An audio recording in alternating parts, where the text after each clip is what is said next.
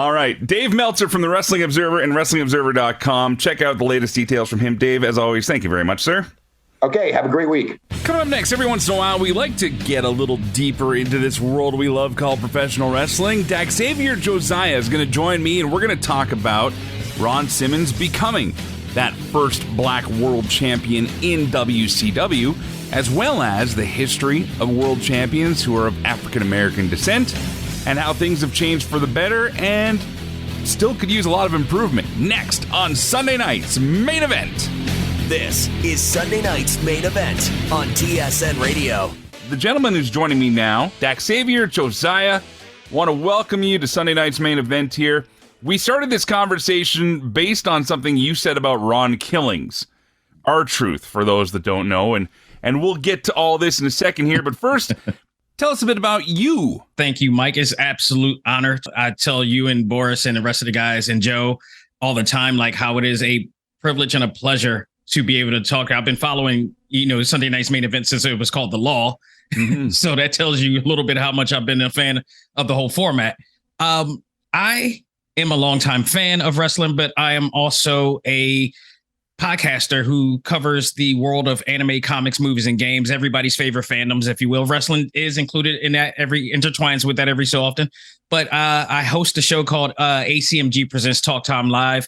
I have a lot of hosts like yourselves that revolves around that industry or respectable industries, and also work alongside with, different people, companies, Repop, if you will, who does New York Comic Con, and I'm moderated for them as well. So I have gotten myself around to these circles quite a bit to know exactly how certain things run within certain industries, in my own experiences as well. So, it's good to be on this platform to talk about such a subject like this.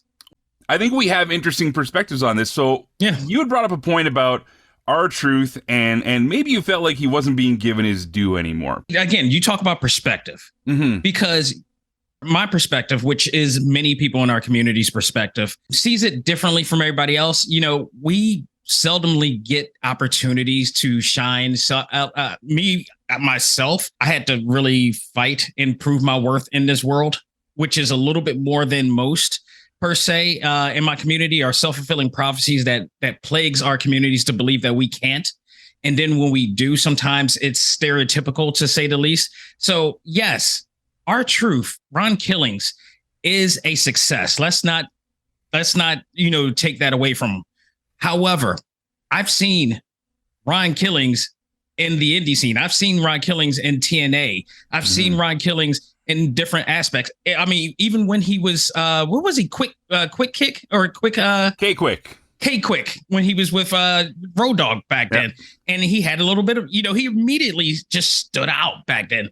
So from your perspective, and again, this is just two dudes talking about this, trying to find a relatable line between this conversation.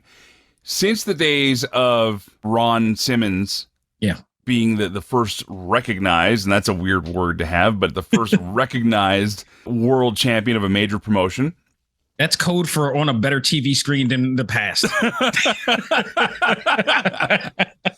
Do you feel that representation has gotten better? Or it's a mixed bag. It really is a mixed bag, because you just listed off a lot of people, but you look at the list in quantity and you say people have gotten opportunities. But then you look at the quality of that quantity. Well, I'm considering that too, though, because I'm looking down this list here, and even of the WWE champions. I mean, if we talk about Kofi alone, oh, well, Kofi made me cry, and that was one of those things where I got to. It made you cry at the beginning, and it made you cry at the end.